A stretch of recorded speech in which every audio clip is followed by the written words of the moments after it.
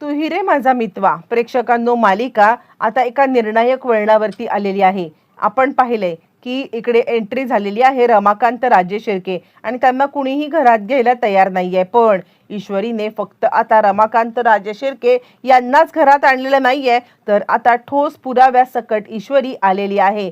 एकदा का रमाकांत राजे शिर्के यांनी स्वतःहून आता इकडे अर्णव आणि अंजलीने स्वीकार केला की त्यानंतर खऱ्या गुन्हेगाराचा चेहरा समोर आणायचा, म्हणून योग्य संधीची वाट पाहत आता ईश्वरी बसलेली आहे। कारण ज्या वेळेला रमाकांत राजे शिर्के हे आता तिला भेटलेत, तिने ऑलरेडी सगळं सत्य आपल्या आईबद्दलचं आणि सगळं सत्य सांगून त्यांना मुळातच या सगळ्यामध्ये आता इकडे अशा पद्धतीने सत्याचा उलगडा केलाय की त्यानंतर धुमाळ आणि त्याचबरोबर धुमाळांच्या सोबत असलेली वल्लरी या सगळ्यांचं सत्य आता सोबत घेऊनच इकडे आता ईश्वरी आणि रमाकांत आलेले आहेत। योग्य वेळेची वाट पाहत असतानाच मात्र आता धुमाळांना सगळ्यांच्या समोर आणत इकडे आता रमाकांत राजे शिर्के यांनी जो काही गौप्यस्फोट केलाय आणि त्यानंतर स्वतः आता घर सोडून का गेले होते, त्यामागे सुद्धा आता वल्लरीचा भूतकाळामध्ये काय हात होता, एक ना अनेक प्रश्नांची उत्तरे या व्हिडिओमध्ये सापडणार आहेत। व्हिडिओ शेवटपर्यंत नक्की पहा।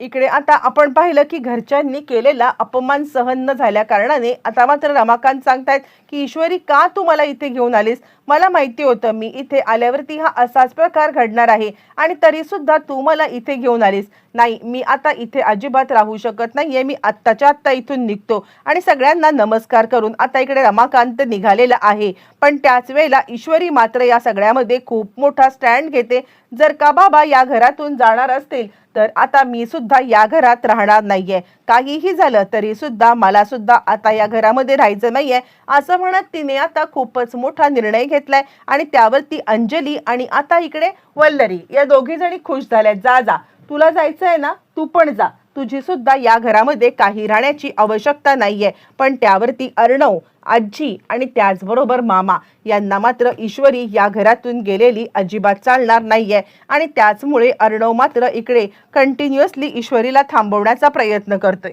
मग आता इकडे रमाकांत बाहेर आलाय, त्याच्या मागोमाग ईश्वरी बाहेर आले आणि ईश्वरी बाबा मी तुम्हाला एकट्यानं सोडणार नाहीये असं म्हणते आहे। त्यावरती रमाकांत मात्र आता तिला बोलण्याचा प्रयत्न करतोय, बघ बाळा, माझ्यामुळे तू आता हा संसार तुझा बिघडवू नकोस। इकडे वल्लरी मात्र खुश झाले, चला काही झालं तरी सुद्धा या रमाकांतला कितीही काही झालं तरी या घरामध्ये मी एंट्री मिळू देणार नाहीये, आज नाही, उद्या नाही, कधीच नाही। कारण आता रमाकांत हे घर सोडून गेलाय, यात सुद्धा माझाच हात आहे। नशीब तो विषय निघाला नाही, नाहीतर जर का त्यांनी विषय काढला असता तर मात्र आता माझं बिंग फुटलं असतं आणि मग मला काहीही बोलता आलं नसतं असा विचार ती करते। पण तोचपर्यंत मात्र आता ईश्वरी त्यांच्यासोबत घर सोडत असताना अर्णव म्हणतो, मी सिंदूर, तुला हे घर सोडून जायची काही गरज नाहीये। आणि त्यावरती ईश्वरी सांगायला लागते, बिलकुल नाही, ज्या घरामध्ये आता या घरच्या मेन पुरुषाला अजिबात स्थान नाहीये ना, त्या घरामध्ये मी अजिबात राहणार नाहीये। कोणत्याही परिस्थितीमध्ये काहीही झालं तर मी सुद्धा हे घर सोडणार। बाबा चला,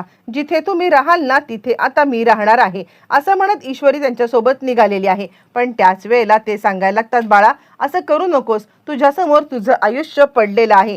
पण त्याच वेळेला ईश्वरी मात्र आता घर सोडते। मग आता अर्णव तोपर्यंत तिकडे बाहेर आलेला आहे आणि अर्णव या दोघांना थांबवण्याचा प्रयत्न करतोय। इकडे आपण पाहिलं की आता ज्या वेळेला दोघं जण म्हणजे नम्रता आणि आकाश हे दोघं जण ज्या वेळेला भेटलेत ना, त्यावेळेला हे सगळं पाहिलेलं आहे ते म्हणजे शुभूनी, आणि शुभूला मात्र आता हे सहन नाही झाले, म्हणून डायरेक्ट त्यांनी आता इकडे हल्ला केलेला आहे, तो म्हणजे आकाशवरती हल्ला करत असताना आकाशला का कुणास ठाऊक पण शुभूवरती संशय पहिल्यापासून होता।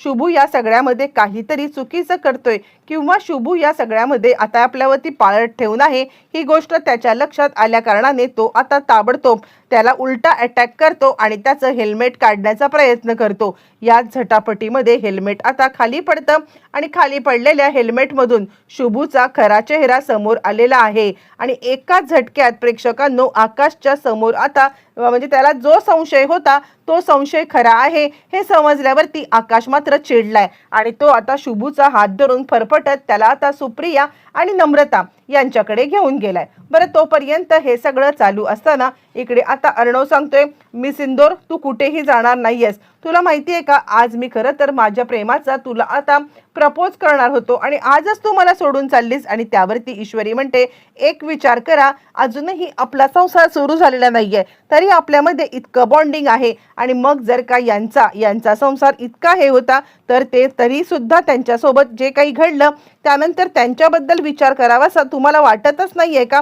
असं म्हटल्यावरती तो म्हणतो, हे बघ मी सिंदूर, या दोन वेगळ्या गोष्टी आहेत. यांना जर का खरंच आमच्याबद्दल काही वाटत असतं तर हे आता घर सोडून निघून गेले असते का? आणि त्यावरती ईश्वरी मात्र आता बाबांची बॅग काढते. बाबांची बॅग काढून ईश्वरी मात्र त्याच्यामधून एक एक गोष्टी आता काढून इकडे अर्णवला दाखवते.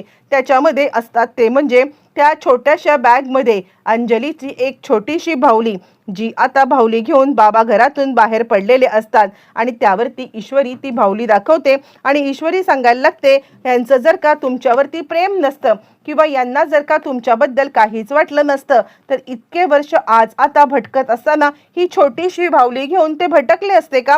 ही तुमची कॅप, चिंटू नावाची कॅप असते. आणि ती कॅप पाहिल्यावरती ईश्वरी सांगायला लागते, जर का यांचं तुमच्यावरती प्रेम नव्हतं तर ही कॅप घेऊन ते आता फिरले असते का? जर ते तुम्हाला प्रेम करत नसते तर ह्या तुमच्या आठवणी, हे तुमचा फॅमिली फोटो, हा तुमच्या आईचा फोटो, हे सगळं घेऊन आता ते भटकत बसले असते का? कारण त्यांचं तुमच्यावरती प्रेम होतं. आणि आता या सगळ्यामध्ये ते घराबाहेर पडले, याला सुद्धा कारण आता आपल्याच घरातली माणसं आहेत. तुम्हाला माहीत नसेल, मुळातच मात्र आता यांना काही गुंडांनी पकडून ठेवलं होतं ज्या वेळेला हा सगळा प्रकार झाला. आणि त्यानंतर ते घर सोडून गेलेच नव्हते, त्यांना किडनॅप करून ठेवण्यात आलं होतं. पण ज्या वेळेला त्यांना आता समजलं की आपली बायको गेले आणि त्यानंतर ते तिकडून बाहेर यायला त्यांचं मन धजावलं नाही. बायकोने आत्महत्या केली आणि आपल्यामुळे हे समजल्यानंतर त्यांनी आता इकडे येणं टाळलं. पण त्यावेळेला त्यांना किडनॅप करून ठेवण्यात आलं होतं. आणि अजून एक तुम्हाला माहीत नसेल तर आता इथे येण्याच्या आधी सगळी त्यांची स्ट्रगल स्टोरी मी ऐकून आलेली आहे. मुळातच ते आता कुठे गेले होते, काय होते, ते कसला शोध घेत होते हे तुम्हाला मी सांगते. श्रीकांत धुमाळ यांच्यापर्यंत जसे आपण पोहोचू शकलो नाही, तसेच ते सुद्धा श्रीकांत धुमाळ यांच्यापर्यंत पोहोचता राहिले. पण आज आम्ही दोघांनी मिळून आता श्रीकांत धुमाळ यांना मात्र शोधून काढलेला आहे. आणि आज जो काही सत्याचा उलगडा आहे, तो आता सत्याचा उलगडा सगळा तुम्हाला होताना दिसणार आहे. असं म्हटल्यावरती मग आता अर्णव सांगायला लागतो, काय बोलतेस तू? आणि त्यावरती मग आता ईश्वरी सांगते, तुम्ही घरात जा, मी यांना घरामध्ये घेऊन येते आणि इथेच सगळं सत्य आता तुमच्या समोर येणार आहे. असं म्हटल्यावरती मग लगेचच इकडे आता सांगायला लागतात ते म्हणजे अर्णव सांगतो, ठीक आहे, मी आता घरामध्ये जातोय, लवकरात लवकर जे काही आहे ते आता सगळं मला कळलं पाहिजे. असं म्हटल्यावरती मग आता लगेचच ईश्वरी सांगते, तुम्ही घरात व्हा, मी येते. ईश्वरी धुमाळांना घेऊन आता आणि त्याच वेळेला मग आता इकडे बाबांना घेऊन ती घरात येते. आणि अंजली सांगायला लागते, का यांना परत का आणलंस चिंटू? म्हणजे तुझ्या बायकोला आता इकडे तुला तिकडे पाठवायचं नाहीये म्हणून हे करतोयस ना चिंटू? तुझ्या बायकोसाठी या माणसाला घरात आणलंस हे चुकीचं आहे. यावरती अर्णव म्हणतो, एक मिनिट, सगळ्यांनी शांत बसा, मला आता तुम्हाला काहीतरी सांगायचं आहे.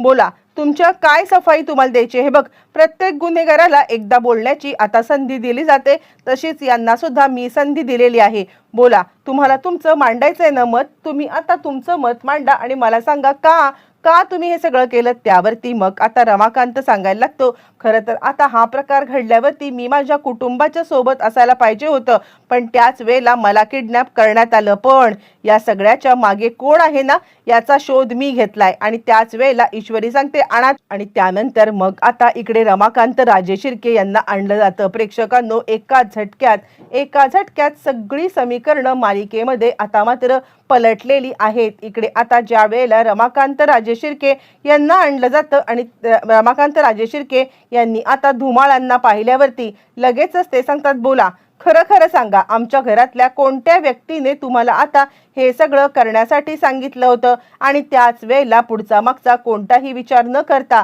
आपला जीव वाचवण्यासाठी फायनली मात्र आता धुमाळांनी आपलं तोंड उघडले. आणि धुमाळांनी तोंड उघडत बोट दाखवले, ते म्हणजे वल्लरीकडे. या बाईंनी आता इकडे मला सांगितलं होतं की आधीच तुम्ही पोहोचा, तुम्हाला सनसनाटी न्यूज मिळणार आहे. आणि त्याच वेळेला ईश्वरी सांगायला लागते, हो, आणि हीच बाई माझ्या आईला भेटली होती इकडे यायच्या आधी.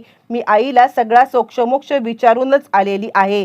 प्रेक्षकांनो, आता मात्र इकडे कोणत्याही गोष्टीची शहानिशा करायची आता उरलेली नाहीये आणि सगळ्या गोष्टी क्रिस्टल क्लिअर झालेल्या आहेत आणि वल्लरीचं सत्य समोर आलंय. बरं, आता हे सगळं घडल्यावरती नक्की आता घरामध्ये काय निर्णय घेतला जाणार? अर्णव आता बाबांना माफ करणार का? अंजली बाबांना माफ करून इकडे आता वल्लरीची रवानगी घराबाहेर होणार का? येणाऱ्या भागात सगळं कळणार.